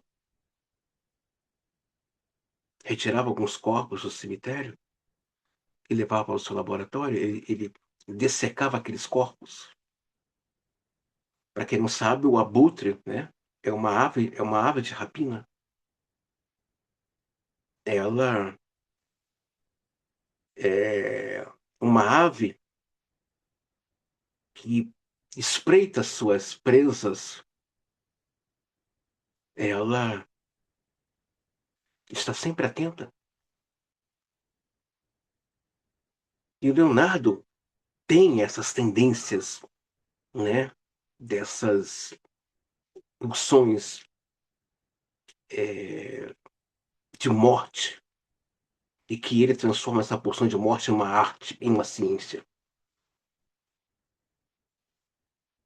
O que acontece na infância não fica na infância, tá, gente? Reaparece na vida adulta.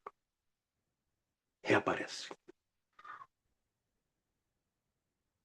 Na análise de Freud, descobrimos que o conteúdo real da lembrança, da fantasia, é a situação da criança sendo amamentada e beijada pela mãe.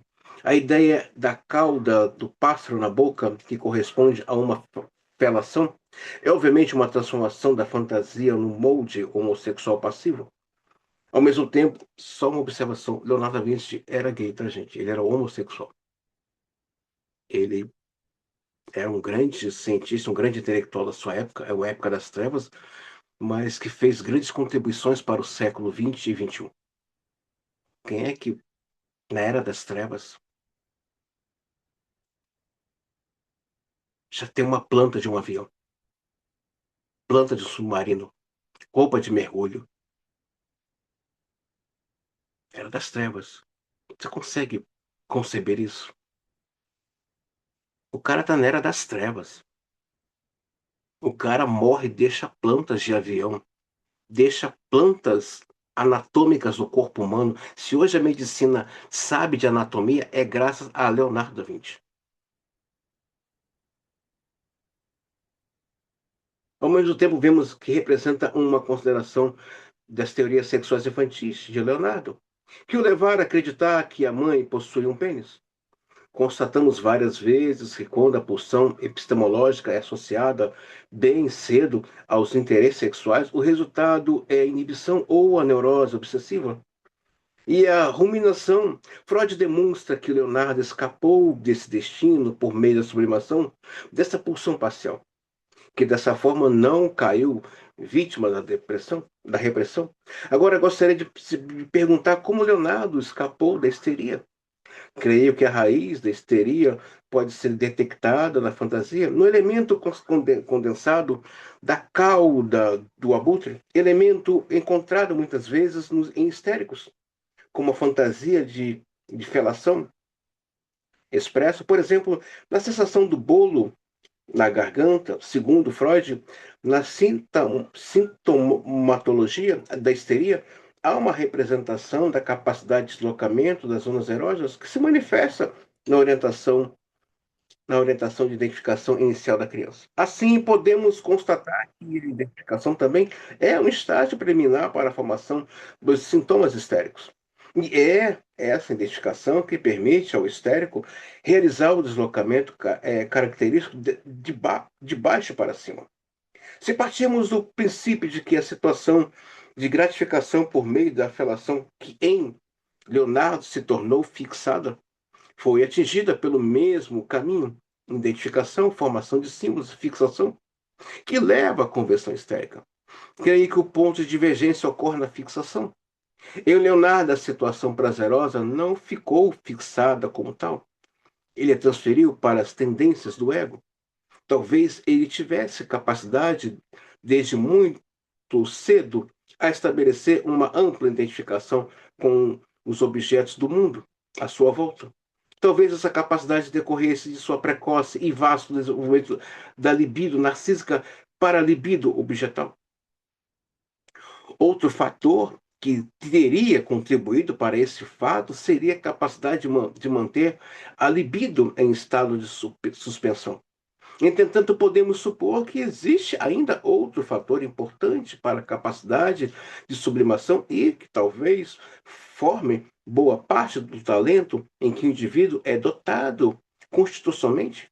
Refiro-me à facilidade com que a atividade ou a tendência do ego toma um investimento libidinal e até que ponto ela apresenta esse tipo de receptividade. No plano físico, há uma analogia com a facilidade com que uma área específica do corpo recebe uma inivação. E a importância desse fator no desenvolvimento dos sintomas histéricos. Tais fatores que podem constituir o que chamamos de disposição formariam uma série complementar como aquelas com as quais já estamos familiarizados na etiologia dos neuroses. No caso de Leonardo, estabeleceu-se não só uma identificação entre o mamilo e o pênis e a cauda do pássaro, mas essa identificação se fundiu ao interesse no movimento desse objeto. No pássaro em si, no voo e no espaço em que voava, a situação prazerosa, vividas de fato ou fantasiadas. Permaneceram inconscientes, fixadas, mas foram entretidas por uma tendência do ego e assim puderam ser descarregadas. Quando recebe esse tipo de representação, as fixações são despidas de seu caráter sexual. Elas tornam consonantes com o ego, e caso a sublimação seja bem sucedida, isto é, caso as fixações se fundam a uma tendência do ego, não só reprimidas quando isso acontece. Fornece a tendência do ego, a soma do afeto, que age como estímulo, como força motriz do talento. Uma vez que a tendência do ego lhes oferece total liberdade para se citarem de uma maneira consonante com o ego, elas permitem que a fantasia se desenvolva sem entraves e assim também são as descargas. Na fixação histérica, por sua vez, a fantasia que se prende com tanta força à situação de prazer, que antes a sublimação possa ser efetuada, ela sucumbe à repressão e à fixação dessa maneira, estando presentes e outros fatores etiológicos. É forçada a encontrar a sua representação e descarga nos sintomas histéricos. A maneira como se desenvolveu o interesse de Leonardo pelo voo dos pássaros mostra que, que a fixação na fantasia, com todos os seus determinantes, continua atuante também na sublimação.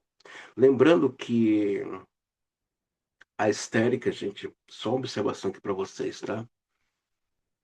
Ela tá sempre no lúdico, tá?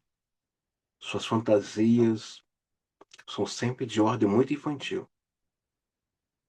E o Freud vai dizer que a mente da histérica é uma mente suja.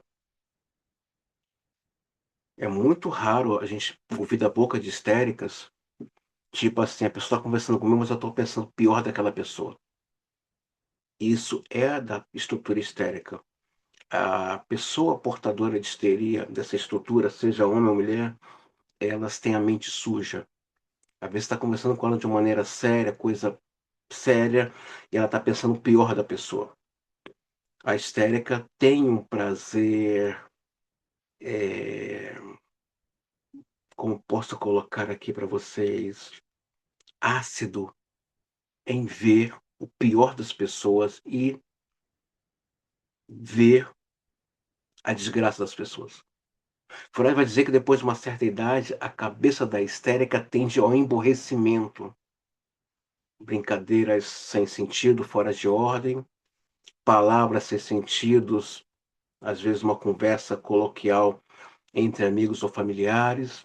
Freud vai dizer que depois de uma certa idade, a histérica tende a apresentar comportamentos e falas de uma certa burrice.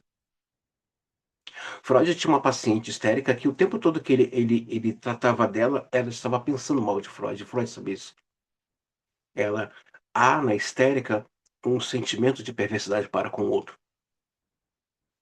Então, é muito comum no final da vida pessoas portadoras dessa estrutura terminar os seus dias sozinhas. Não somente ela, mas também o narcísico.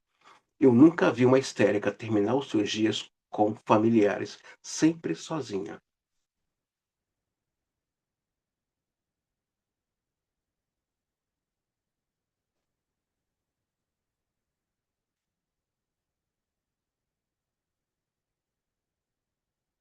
Segundo Freud, a crise histérica é simplesmente uma pantomima de fantasias traduzidas em termos de movimentos e projetadas nas motilidades. Pode-se fazer afirmação semelhante a respeito das fantasias e fixações, como no artista, são representadas por inervações motoras em relação ao próprio corpo do indivíduo ou algum outro meio.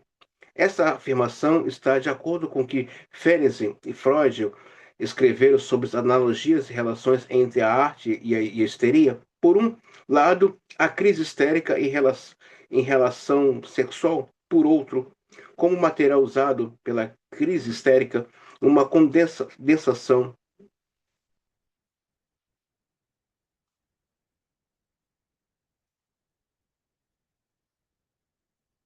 peculiar de fantasia, o desenvolvimento de um interesse pela arte ou um talento criativo dependeria, em parte, na quantidade e intensidade das fixações e fantasias representadas na sublimação, além de quantidade de fatores constitucionais e acidentais presentes no processo e na harmonia que se estabelece entre eles.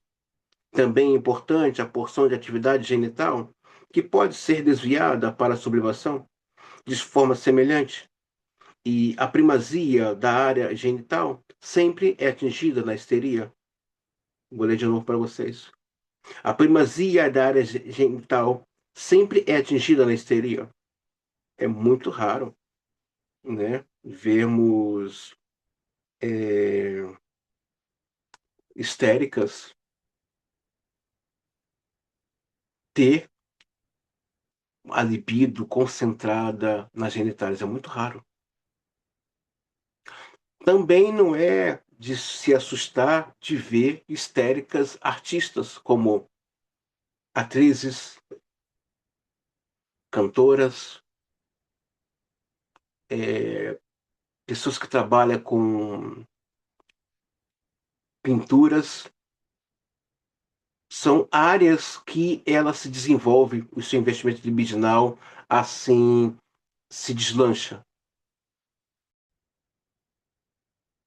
A diferença entre o gênio e o talento, não só quantitativo, mas também qualitativo. Mesmo assim, podemos atribuir ao gênio as mesmas condições genéticas do talento. A existência do gênio só parece possível quando todos os fatores envolvidos estão presentes numa abundância tal de que a origem de agrupamentos únicos configurados com base em unidades que apresentam uma semelhança essencial entre si, isto é, as fixações libidinais. Quando falamos de fixações libidinais, do ego, é onde o sujeito se vê. Ora, para isso acontecer, esse investimento a partir do ego em um objeto, um esporte, uma profissão, é preciso que esse ego também tenha sido investido. Do contrário, ele não vai investir com desejo. Ele pode fazer o investimento de forma mecânica. A questão disso tudo é se esse ego foi apostado.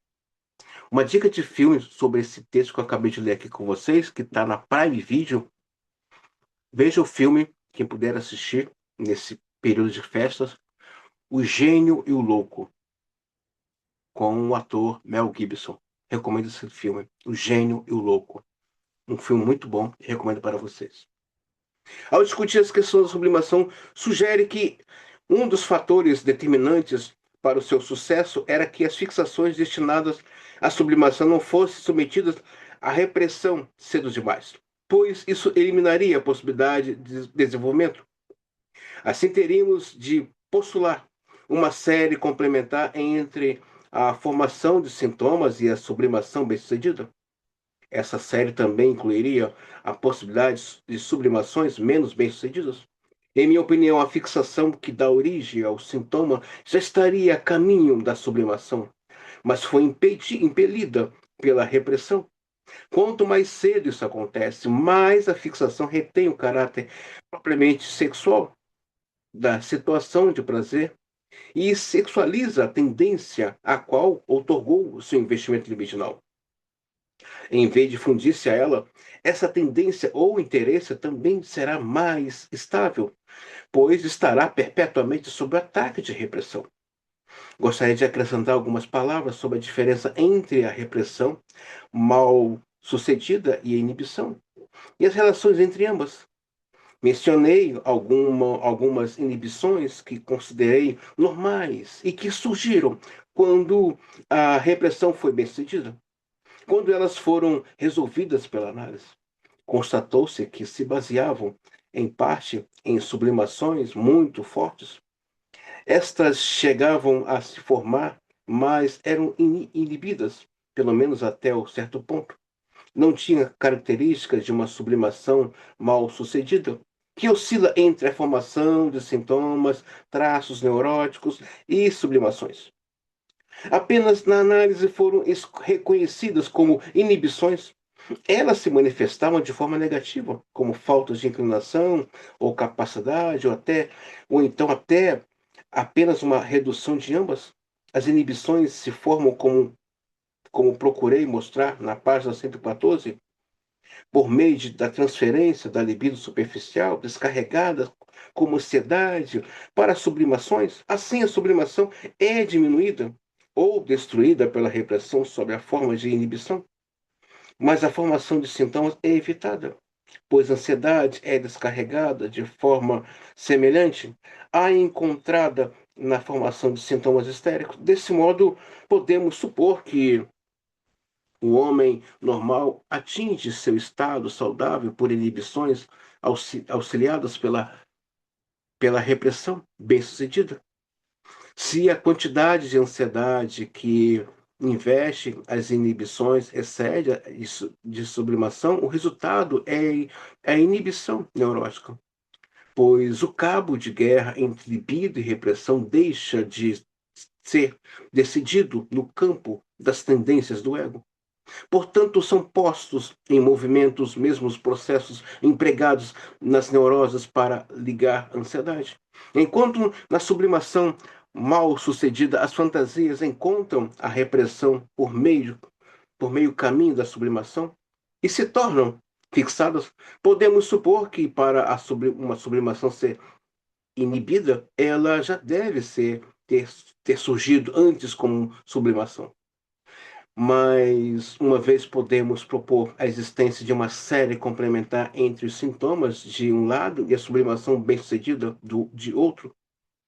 No entanto, podemos presumir que, na medida em que as sublimações são bem-sucedidas, uma quantidade pequena de libido permanece represada no ego, pronta para a descarga sob forma de ansiedade. Menor é a necessidade de inibição. Também não há dúvida de que quanto mais bem-sucedida for a sublimação, menos ela estará exposta à repressão. Aqui podemos propor de novo, uma série complementar. Conhecemos a importância das fantasias de masturbação em crise e sintomas histéricos. Gostaria de dar um exemplo de efeitos de fantasias de masturbação sobre a sublimação. Félix, de 13 anos, apresentou a fantasia de seguir durante a análise. Ele brincava com belas meninas nuas e acariciava os seios delas. Não conseguia ver a parte de baixo do corpo. Elas estavam jogando futebol. Ao longo da análise, essa única fantasia sexual para Félix servia para substituta para o onanismo. Foi seguida de várias outras fantasias, algumas sob forma de devaneios, como sonhos substituindo o onanismo. Em todas envolviam algum tipo de jogo esportivo. Essas fantasias mostravam como algumas das fixações do menino estavam elaboradas em interesse por jogos. Na primeira fantasia sexual, que era apenas fragmentária, a relação sexual já tinha sido substituída pelo futebol. Esse e outros jogos lhe absorviam completamente o interesse e ambição por essa sublimação, era reforçada por meio de uma reação que funcionava como proteção contra outros interesses reprimidos e inibidos, menos consonantes com o ego. É possível que esse reforço reativo ou até mesmo obsessivo seja um fator determinante na destruição de sublimações que às vezes ocorre durante a análise, apesar de nossa experiência demonstrar que, em geral, a análise só estimula,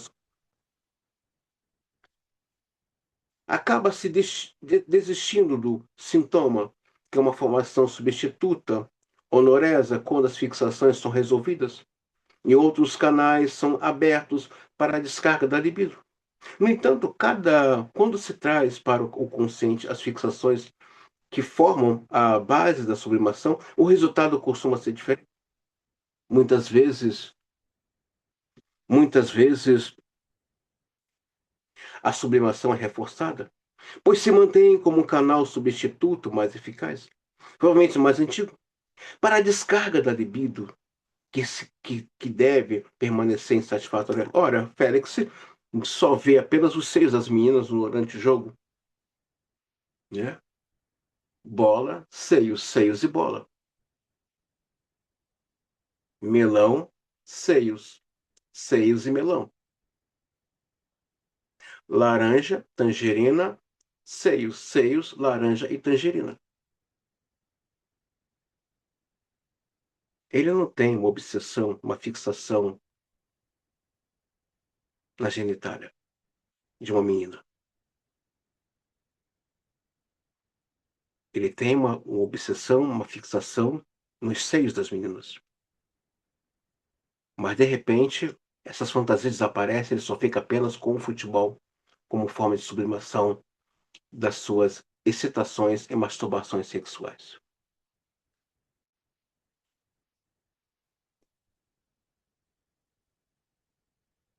Sabemos que as fantasias Sabemos que as fixações em cenas ou fantasias primárias é muito forte na gênese da neurose. Darei agora um exemplo da importância das fantasias primárias no desenvolvimento das sublimações. Fritz, que na época tinha quase 7 anos, relatava muitas fantasias sobre o órgão genital, que era no caso o general Pipi, que conduzia os soldados, os pingos de Pipi, pelas ruas. Fritz fazia uma descrição exata da disposição dessas ruas e comparava o formato das letras do alfabeto e o general liderava os soldados até uma aldeia, onde ficavam aquartelados. O conteúdo dessas fantasias era a relação sexual com a mãe, os movimentos do pênis que acompanhavam esse ato e o caminho que ele tomava. Levando em conta o contexto do menino, aparentemente também se tratava de fantasias de masturbação. Descobrimos que agiam nas sublimações do menino juntamente com outros elementos, cujo desenvolvimento não posso descrever agora. Quando Fritz andava de patinete, dava atenção especial às curvas, semelhantemente às que descrevia em várias fantasias sobre o pipi. Por exemplo, uma vez disse que tinha inventado uma patente para o general Pipi. A patente consistia em ser capaz, sem tocá-lo com a mão, de fazer o pipi aparecer na abertura das calças ao torcer e girar o corpo todo. Fritz tinha fantasias frequentemente que o inventava um tipo especial de motocicleta ou carro. O objetivo dessas construções de fantasia eram sempre atingir uma habilidade especial em fazer curvas para dentro e para fora. As mulheres costumavam dizer: podem até saber dirigir, mas não consegue virar tão rápido. Uma das suas fantasias era que todas as crianças, meninos e meninas, tinham uma pequena motocicleta logo que nasciam. Cada criança podia levar mais 3 ou 4 crianças na garupa e deixá-las onde quisesse. As malvadas caíam da moto durante uma curva fechada e as outras saltavam no ponto final, nasciam. Ao falar da letra S, em torno da qual tinha muitas fantasias, disse que seus filhos, os S minúsculos, sabiam atirar e dirigir quando ainda eram crianças no colo. Todos tinham motocicletas com as quais podiam cobrir em 15 minutos uma distância maior do que um adulto numa hora inteira. Fora isso, as crianças corriam e saltavam melhor do que os adultos, além de ter habilidades físicas bem maior. Fritz também tinha muitas fantasias sobre diversos tipos de veículos que gostaria de ter e que usaria para ir para a escola assim que os ganhasse, levando consigo a mãe ou a irmã. Uma vez demonstrou ansiedade em relação à ideia de pôr gasolina no tanque do carro por causa do perigo de explosão. Descobrimos mais tarde que a fantasia de encher o tanque de uma motocicleta grande ou pequena, a gasolina representava a água do pipi ou o sêmen, que o menino presumia ser necessária para a relação sexual. Ao mesmo tempo, a destreza no manuseio da motocicleta e a habilidade de fazer curvas constantemente simbolizava perícias na relação sexual, uma das formas de falar da mulher e de suas curvas. Quando a gente estuda sonhos na obra do Freud, os simbolismos desses sonhos, a mulher é descrita na natureza, um vale profundo, uma caverna escura, está falando da vagina, uma montanha situosa, está falando do corpo da mulher, uma estrada cheia de curvas, está falando também das curvas do corpo de uma mulher. O carro, a moto, o caminhão são símbolos de um pênis. A jaqueta de couro, né? Uma peça íntima de sedução para as gatinhas. Então tudo isso está e hoje, décadas e décadas, ah, na nossa cara. Por que as garotas nos meados dos anos 30, 40, 50, 60, gostava de rapazes que usava calça jeans e jaqueta de couro. Seria por quê? Por que que nos poemas situa-se as curvas das mulheres, as silhuetas detalhadas do seu corpo? A criança é cheia de criatividade, mas suas criatividades são sempre de cunhos sexuais, voltados sempre à figura ou da mãe ou do pai. São sempre de cunhos sexuais. Psicanálise é isso, né, gente? Ela tira de você as fantasias, né? Você passa a olhar o outro com um olhar mais clínico, mais científico. Passa a ver esse outro como ele é de verdade, desde a infância. Desde a infância, a psicanálise nos convida. Eu já falei para vocês que até o final desse, desse curso, é, nós vamos ter um outro olhar sobre o humano a partir da criança.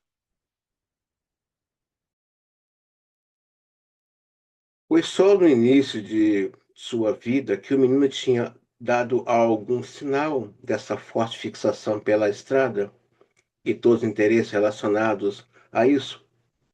No entanto, quando tinha cerca de 5 anos, demonstrava forte aversão a sair para dar um passeio. Na mesma idade, era marcante por sua incapacidade de entender a noção de distância no tempo e no espaço. Assim, depois de viajar algumas horas, pensava que ainda estava em sua cidade natal, ao lado da relutância para sair para andar. Havia total falta de interesse em se familiarizar com o lugar para onde viajava e também ausência de qualquer senso de direção.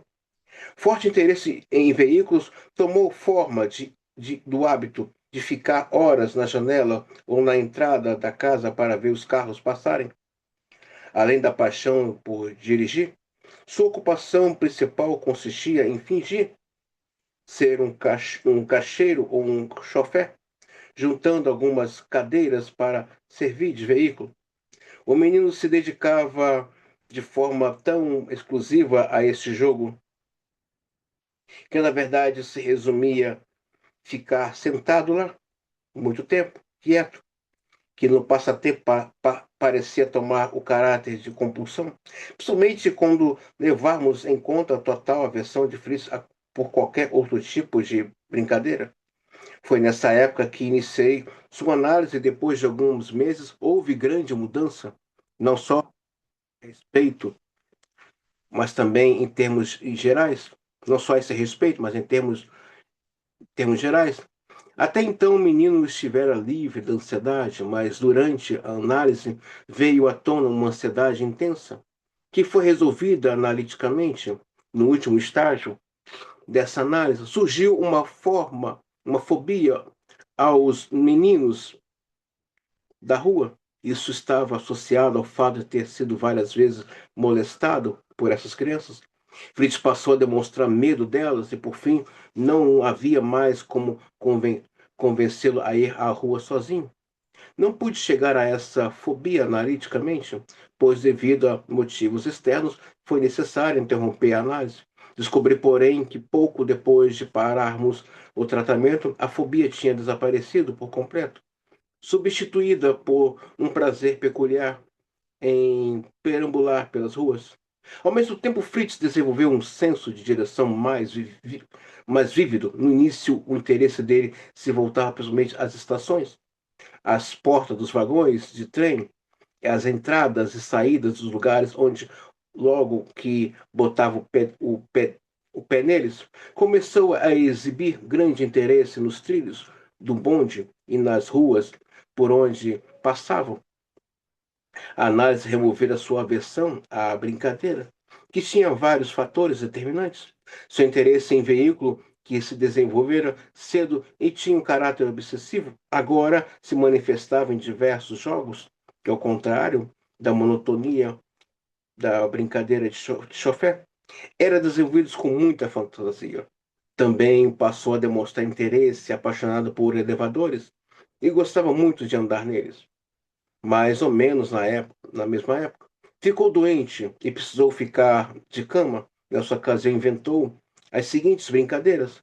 Ele se enfiava embaixo dos lençóis e dizia: o buraco está ficando maior, ou vou sair logo.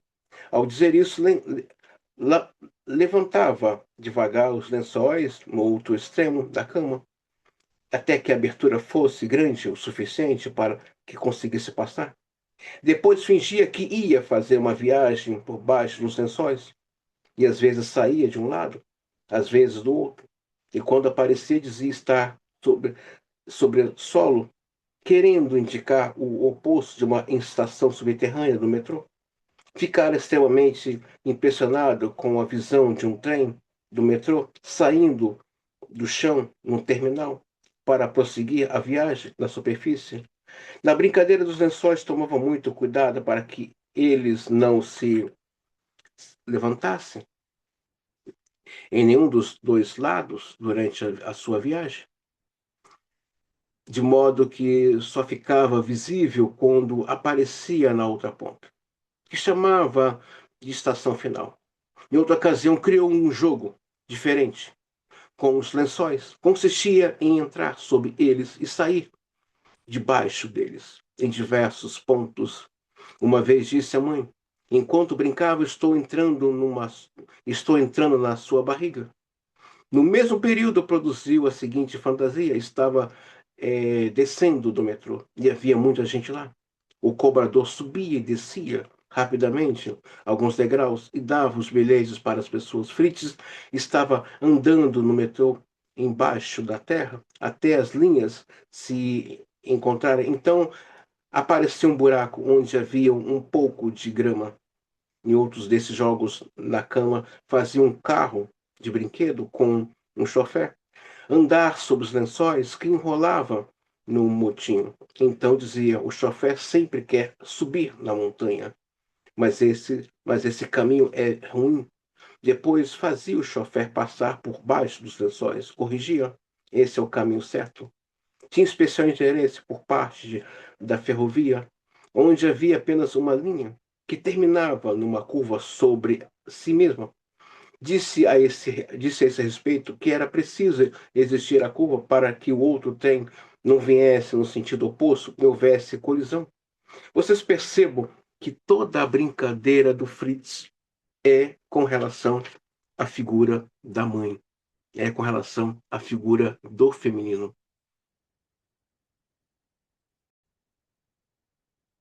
Em suma, a fala e o prazer no movimento sempre têm um investimento libidinal, que também é de natureza simbólica genital.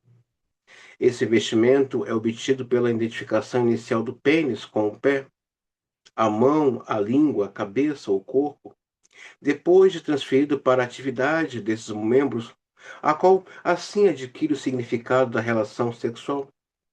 Depois das pulsões de autopreservação ligadas à função de nutrição, as atividades do ego utilizadas pelas pulsões sexuais são a fala e o prazer do movimento. Assim, pode-se dizer que a fala não só afixiou a formação dos símbolos e a sublimação, mas também que ela é fruto de uma dessas sublimações mais antigas.